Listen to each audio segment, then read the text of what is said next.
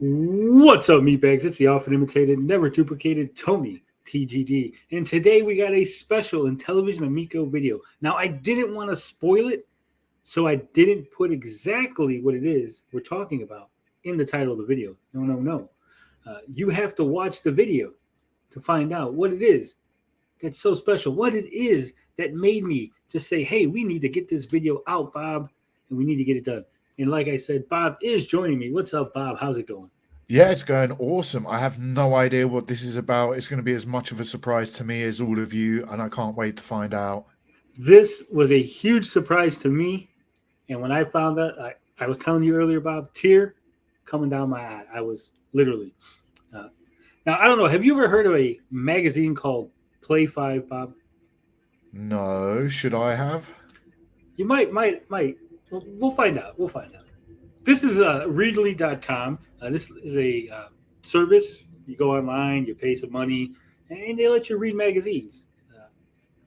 Now they have gaming magazines like this one here, Play 5. Play 5 is a German gaming magazine. Oh. Now you probably ask yourself, why are we talking about this German gaming magazine? This is an Amico video. What the hell's going on, Tony? Well, yeah, what the hell was going on, Tony? In the November issue, that is November 2022, they did a story on the Intellivision Amico. All right. So we actually have the archive of that story. It's 12 pages. And we're going to go right now. 12 pages, that's huge. It's 12 pages. One of the pages is blank. One of the pages is kind of offset weird. So it's actually really like probably with the pictures and everything, I think it's really more of a 7-page story. Still, that's pretty huge in it for a news article in a magazine. Pretty big deal. And it goes over a lot of things. And as you can see, it is in German. Damn. But luckily, we have two, not one, but two English translations. Now, this one here is less translated. There's still some German for some reason in this version of it. But I do like the way they laid it out better. Yeah. So you see like the paragraphs and stuff. So we're going to go to this version first, just so you can see. We're going to skip ahead to page 83 in the magazine. So if you're following at home, I will put the link to the archive of this in the description of the video so you can read it yourself. And we might go over most of it, but I want to focus right now on this page here, page 83. Okay, we're going to zoom in. We're zooming. Very zoomed. Scroll over. We gotta let it. All right, so here it is. He reacted unprofessionally under the video of the YouTuber, The Geek Getaway, which also dealt with the termination of Xbox size. He stated, contrary to Allard's statements, that the ex-managing director is, quote, still needs to work as a consultant. A weird translation, but we know what it means. You guys probably seen it. Furthermore, Tellerico argued polemically, emotionally, and personally attacked his counterpart. To put things in perspective, The Geek Getaway is a tiny channel with less than 700 subscribers. We're almost at 1,000 now. Little out of date, German magazine. That just gave the facts. Nice. There it is, folks. We've been name dropped not once, but twice in a actual journalistic gaming magazine. And they said, we just gave just the facts. Just the facts, Bob. That's really cool. I think this makes it all worthwhile. That what do they say? Real, recognize real, right? You know, all the people want to say out there, Tony, you're phony. Tony, you're a liar. Tony, you make stuff up. Tony, only idiots believe you. Well, I guess the entire German gaming magazine media franchise, they believe I'm a liar. They believe I'm an idiot. Oh, actually, no, they don't. They believe that I tell just the facts as printed here in an actual magazine, a physical magazine that people can buy. But let's read the whole story because it is a really, really good story about the Intellivision. We're going to use this better translation. Like I said, the formatting on this one is a little weird, but we'll kind of get into it. So it says Intellivision Amico Great Retro Hope download. So they're going to give you the download, Bob. They're going to give you all the info. Nice. It says the Intellivision Amico was considered a great hope for the retro sector since its announcement in 2018. Exclusively games under €10, reissues of old titles like Moon Patrol, and family-friendly entertainment for new and old gamers. Today, it's clear that the console will probably never appear. Oof. Here we take a look at the promise and the reality behind the Intellivision Amico and Tommy Tallarico, the company's president. It's going to be a brutal one. Right, so that's that white page I was telling you about. See, that's a blank page. So there we go. We're going to get into it. Like I said, we might not go over the entirety of this. Wow, this is a comprehensive article. Oh, it's very comprehensive. This here is the the history of Intellivision. Talks about the old system, the first 16-bit system. Gives you a little backstory. Gets everybody all on the same page about what it is. But starting here at a console for young and old gamers. The concept of the Intellivision Amico is quickly explained as the platform is intended to not entirely be faithful relaunch of the original, of Mattel's original Intellivision. You gotta love that machine translation. The console emulates its role model in many ways. The appearance is at least in the basic feature of the original. It has 2 controllers from the factory, and the gamepad resemble the original controllers, with 3 important differences. They are wireless, untrue, it's contact charging, having more precise control, and debatable, and the button panel has been replaced by an LCD touchscreen. That one was true. 1 out of 3, not bad. A microphone with speaker and force feedback complete the features of the Amigo controller. And yes, the controllers are still equally suitable for right and left-handers. Right and left wingers, too. I mean, they say wireless. I think they mean the controller is wireless, surely? No, because Tommy was always talking about wireless charging. It's actually contact charging. Yeah. The console itself should be at the games should cost €180, while none of the games should exceed a price of €10. The Intellivision Amico is also intended to be a family-friendly. Every game on Amico must receive an ESRB rating of E to a maximum of E10+. The Electronic Software Rating Board has a similar position in America as the USK here. The rating corresponds roughly to the release from 6 years and from 10 years. Further specifications, such as games must be 2D or 2.5D, games must be playable with very little instruction, and games must be Intellivision exclusive, can be found in the 10 Commandments of Game Design, written by Tommy Tallarico himself. Now, this is something I've always had issue with, and whenever I tried to communicate this to Tommy, he would always brush me off, right? But in America, we have E10, right? Right. USK has the 6 to 10 years. Okay, E10 plus is for like children that are 10 years old to maybe like 14, right? Because there's a little leeway. Whereas the German one is specifically for 10-year-olds. So certain things you can get away with E10 plus might not be able to get away as for the 10, right? Right.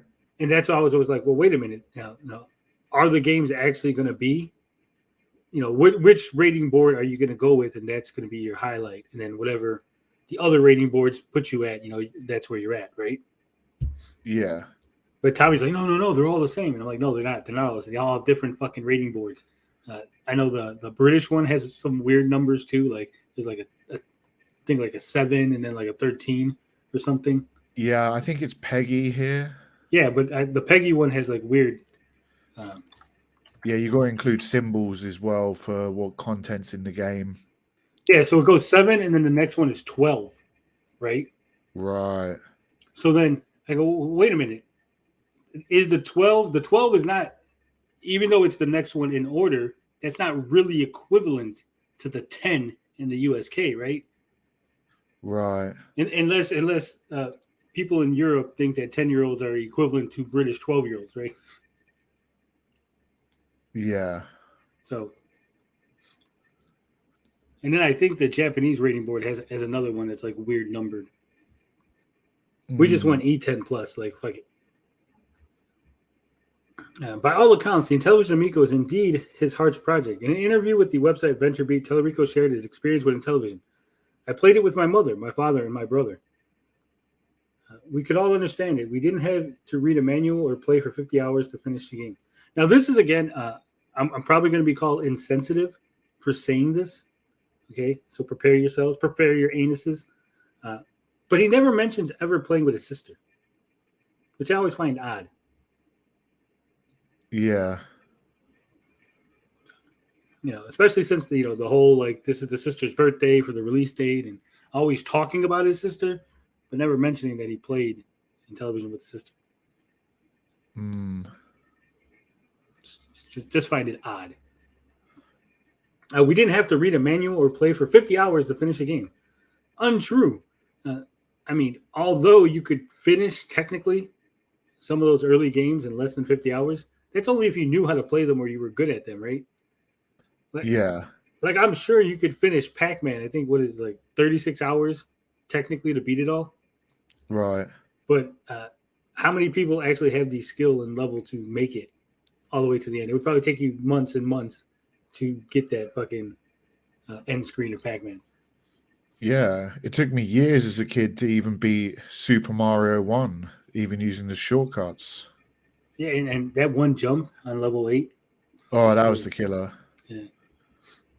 It says our target audience is the non-gamer, the family. We want simplicity. There's no system where young and old non-gamers can play together at home, which is funny, again, because all those Switch commercials, Switch Your Way, which shows adults and children, grandparents and grandkids playing games together. So that whole spiel is just a lie. Always was. Yeah, and what about all the systems? I mean, if he means current systems, he's wrong. And if he talks about past systems, he's wrong. So he's just categorically wrong here. Yeah, and it says people do play on the handy, but it's still a very solitary experience on the handy. I love that translation. I'm not sure if that's on the handheld, on the Switch. I'm guessing handheld. It's kind of a weird one. I want to play on the handy myself. I'm going to tell the girlfriend, hey, can we play on the handy? See how that goes. There's a lot of positive words for a console that we'd like to warn you about. They want to warn you, Bob. Our introduction is so long because we believe that Tellerico had a good idea that was buried by bad decisions and a bad handling of available finances. In addition, Tellerico is quick and often to voice his opinion on the web and is not squeamish about it. So, like I said, we're not going to go over this whole thing. Probably going too long as it is, but they go over the PR problems, all the stuff we already know. Tommy lashing out at critics, attacking Ars Technica, threatening lawsuits. They talk about Atari Age. Then, of course, they talk about the Jay Allard thing. They talk about the interview that Jay Allard did at GeekWire. I also saw they mentioned the gaming racist remark. Yeah, that they do. And like I said, the website GeekWire, which actually interviewed Jay Allard, and then GeekWire, which is a website, which is a professional website full of professional gaming journalists, actually cited our YouTube channel. And additionally, this magazine, which is a professional gaming magazine, cited us again, as we showed at the top of the video.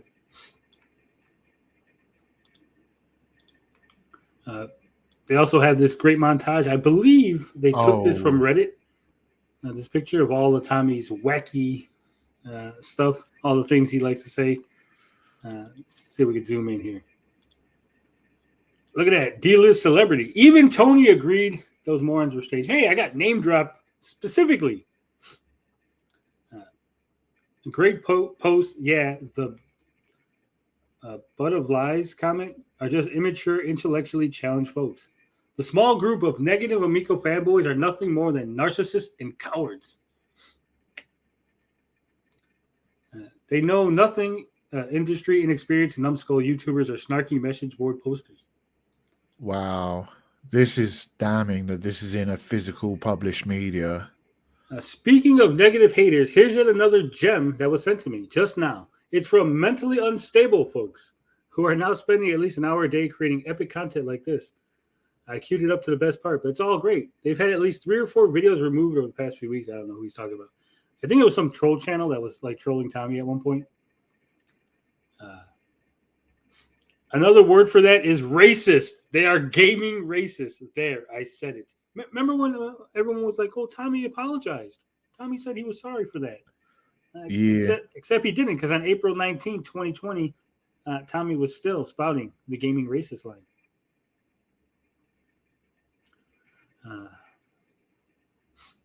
Just more damning evidence.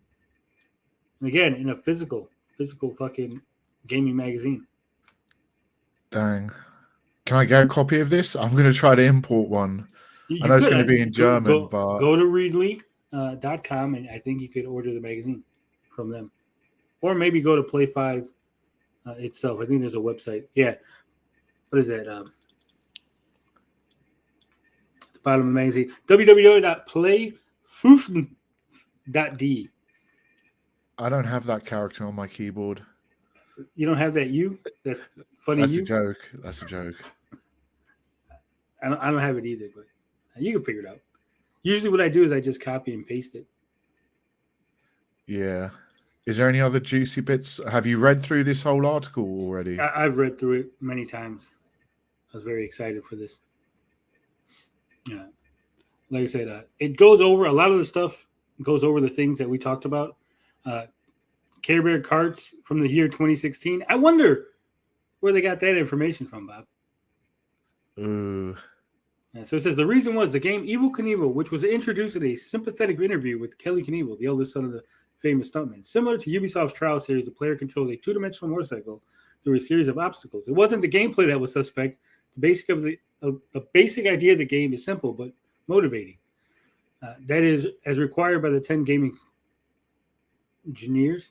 Instead, players were delighted with the graphic and menu navigation of the title, which looked like an old Flash or smartphone game with dress-up doll animation. Especially the huge buttons in the main menu reminded of Play Store titles. A little later, it came out that Evel Knievel, as marketed on Intellivision Amico, is a 1-to-1 port of a 2015 smartphone game, with the exception that the Amico version gets a local multiplayer mode.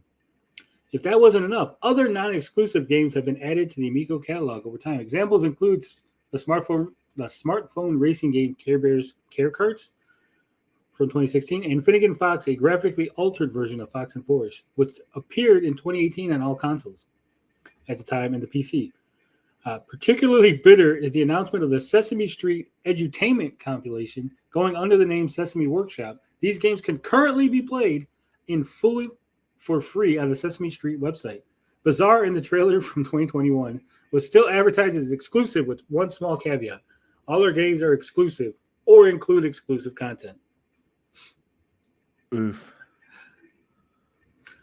Then they talk about the RFID cards.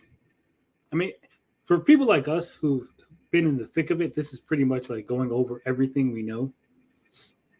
Yeah. But the ending... Oh, does it get better? Yeah, the ending is where it really gets really good. Because they go through all of this. They go through more background. They talk about the RFID cards. And in the future of Intellivision, this is where it gets good. All right. What does all this mean for the future prospects of Intellivision Amico? Looking at the amount of debt, all is not lost. Things of this nature are common when starting a business, and especially launching an independent console. The way the company borrowed the money is worrisome because questionable decisions are opening up here. The debt to Sudesh Agarwal alone and the commitment paying $100 per console effectively means that money from pre-sales can't be used to finance new consoles.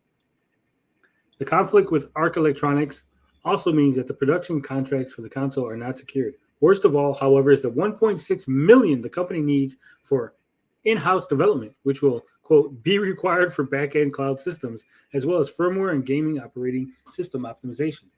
Translated, the system firmware operating system and the cloud backend are neither fully permanent nor funded. Even the company's plan to obtain credit from its suppliers listed in the document is a stopgate at best and will not improve Intellivision's situation. Oh dear. All in all, the SEC filing means that Intellivision Entertainment still had about 1 to 2 months to go before they would simply run out of money. With the questionable financial decision, Tellurico's public behavior, and the attempt to open a market where none exists, the company would now need at least $10 million in investment to realize the next step of its plan over 9 months. I feel so exonerated with that statement because that was one of the key issues I had early on. I didn't see this being there being a market opportunity for this console. There is none. It just doesn't exist. Not what he was trying for. I mean, the only market for this is retro gamers, and he basically shit on that market and said, no, we don't want it. Yeah, exactly. Without this money, there's no way for the console, as hard as it may sound, to appear. Even if the console should appear on the market, the price of now €340 is necessary so that it doesn't take a loss on sale. Remember, we're talking about a console that's 8 times weaker than your smartphone and has virtually no features or exclusive games. Oof. The price of that would be higher than that of a new Switch. That's the surest way to produce a slow seller. On June 8th, 2022, CEO Phil Adams sent an email to pre-orders of the console explaining what the future of the project was. To summarize, running costs would be considered by significant staff reductions, and all previously exclusive Intellivision Amico titles would be licensed to be released on other platforms. This should not only spread the Amico brand name and generate positive press, but also put money in the coffers. After that, Adam admits that, quote, the public's lack of certainty about our status in the recent months has understandably led to a lot of confusion. He also says that refunds have been slow, as Intellivision Entertainment is dealing with a dramatically shrunken workforce and is slow to repay the money because of, quote, the continued need for funding to maintain operations. Guys, they can't give you back their money because your money, because they need it. They need your money in order for Phil Adam, John Alvarado, Tommy Tellurico, and Nick Richards to buy lunch. I'm literally shaking my head. This is terrible. Despite all this, he is confident that the first mass production of the console can be used to process pre-orders, and the first consoles will find their way to the market this year. If you owe Sudesh $100 per console, how are you going to have any money if you're losing money because it costs more now for manufacturing, costs more for delivery, for shipping, for all that stuff, all that good stuff? You're taking a loss on every one you sell. How the fuck are you going to have any money to pay back pre-orders, even if you manufacture? And then there's the lead. How can they even? It's November now. They have no time to manufacture. None. How unlikely that the fact that the U.S. Patent and Trademark Office has been so successful was shown on July 4, 2022, when it officially declared the trademark registration of the Amico as dead. Underneath it says, in all clarity, this trademark application has been refused or declared invalid by the office, and this application is no longer active. The reason given by the Patent Office is the failure to file a declaration of use. From the date of notification, Intellivision Entertainment had 2 months to file the declaration. Remember, we covered that when their trademark went dead for a little while, and then they applied for a new one and tried to tell everybody that, no, it never went dead. Never went dead. Again, professional gaming journalists in a professional gaming magazine. You think there's a legal incoming, Bob? You think legal incoming to Play 5? No, not to Play 5, no. Or to apply for an extension of the deadline. In the meantime, the application has been retroactively extended to June 30th, 2022. We're past that already. So that work on the console can be continued. As CEO Phil Adams confirmed to GamesIndustry.biz, to be perfectly clear at this point, the fact that it could come to this point at all foreshadows bad things to come. The company had to lay off employees, still hasn't generated any revenue, almost let its own patent expire, and currently has to look like a big red warning sign to investors. A final nail in the coffin was July 15, 2022. The listings of the office, the company's California subsidiary, Intellivision Entertainment, is now listed on a brokerage website. This means that the Intellivision has ended its financial move to Delaware and is now benefiting from the legal situation there. which comes into play especially when there are disputes between a company and its investors. So Delaware is really friendly to companies who owe money to investors. Right. Interesting. The company does not seem to have new offices in Delaware at the moment. In addition, the listing indicates that the company pays more than $19,000 per share in California. Oof. Oof. So we got the last 2 pages. See, there's a lot of white space on this page for some reason. For nearly 1,900 square feet a month. For a startup company of the Intellivision entertainment size, this is exaggerated and represents a massive loss of money. No office, no console, and no money. Amico's future prospects are more than bleak. Now, the juiciest bit, the part you've been waiting for, Bob. Ooh. Bottom really? line, is Intellivision Amico a scam? Ooh. You have a actual magazine, physical magazine, who, by the way, this magazine is part of the group that Hans used to be president of. So even Hans Ippisch, German president of Intellivision, of European operations, he couldn't even leverage his friendship with the owners of this magazine, of the company that runs it, of the subsidiaries, of anything, to say, hey, guys, don't shit on that company. They said, fuck you, Hans. Fuck you, Hans. We're going to run this story. All right. Thanks to the debacle around the Retro Chameleon, the Coleco Chameleon, and the recent increasingly scandals in the video game industry, the Amico was often mentioned as a scam and a garbage system, dude. But we want to make it clear. No, the Intellivision Amico is definitely not a scam, and nobody's trying to pull the wool over your eyes. At least not intentionally. Way to cover your ass there, Play 5. I like it. There's almost certainly not even a truly evil thought in the project itself. As we mentioned at the beginning, the Intellivision Amico is simply an interesting idea that is currently on the verge of failing in a catastrophic way in its implementation. Very bitter. However, is the fact that the whole thing is now practically like a scam. Works because the appearance of a working Amico becomes less and less likely the more time passes. Did you hear that, Bob? It says, it's the fact that the whole thing is now practically like a scam works. Right. They're being very careful with their wording, aren't they? Yeah. The moment it became clear that the Amico would in part use old smartphone games was already not a good look for the brand. And the longer pre-orders wait for their refunds and the longer the company refuses to admit its failure, the closer the Amico case moves into the fraud realm. Oh my God, it's like they just regurgitated the things that we said. Are the Germans listening to us, Bob? Oh, I guess so. They're aware of the Geek Getaway, so I'm sure they are. We love our German audience. Definitely, I have German relatives. Yeah.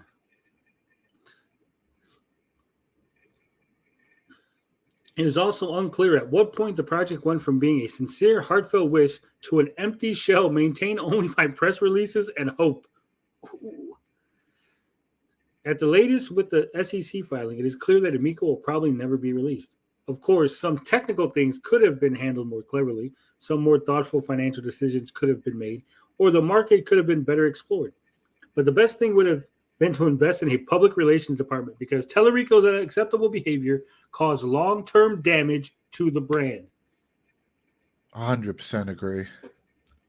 I mean, Tommy was bragging on Atari Age that he would never be removed as CEO. He would never lose his position. The company loved him. They loved the way he was handling things. He was handling things so well.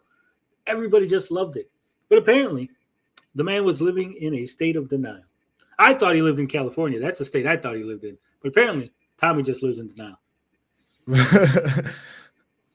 In conclusion, it can only be said that the Intellivision Amico, as the company so aptly puts it in its own SEC filings, will probably never come to market. That's right. Remember, in the SEC filings, they said there was a potential that it would never make it to market. Yep. In fact, unless a white knight emerges from the ground and helps Intellivision entertain with a multi-million-dollar investment in new office space, that chance is slim. To be fair, However, we can say that the company states that at the time of the research in this video, they did a video too to accompany this. They were still working on the console. Everyone involved, including the ex-employees, seemed to really want the device to appear on the market. Even the ex-employees, but not the current employees because they don't have any of those, but the ex-employees. As unlikely as that is, the project of Tommy Tallarico's heart was, at least in its conception, no deliberate scam. It's just another independently produced console that will probably never see the light of day. On Amazon, by the way, the release date of the Intellivision Amico is currently listed with the December 31st, 2022, the last possible placeholder date for 2022. We are excited. And we got to give props to the writers, the author, Christian Schmid and Lucas Schmid, the Schmids. Great work, guys. I'm definitely going to read this article in full. So there you go. We will have the link in the description. Thank you for watching. Thank you for hanging on for 30 minutes. As I always say, the Germans love us. Who knew? Any closing remarks, Bob? Are you excited? Oh, I'm very excited. The last thing I want to say briefly is I kind of disagree on the fact that it was a scam, that it's not a scam. It might not be a deliberate scam, but there was lies from the beginning and it was dishonest from the beginning. So I kind of classified that as a scam. Yeah, it's really hard to parse through all the bullshit and like really nail down, well, was Tommy lying or was he in negotiations thinking it was going to actually go through and then it fell through and he didn't get the things that he was saying, right? Because he said so much shit. They've shown so many things. But I really do think they at the very least, like you said, they did say things that were outright lies, that were at least turned out to be lies. Whether or not they thought they were going to be lies, whether or not they thought they could do the things, when they said it, it was untrue. When they showed the things, they were not actual real. And that's the biggest problem. Just like the people at Theranos learned, it's not about trying to make the lie reality. It's about telling the lie, right? It was a lie when you told it. That's the biggest issue. Yeah. But as always, love, peace, booty grease. We out this bitch. Avidas fan.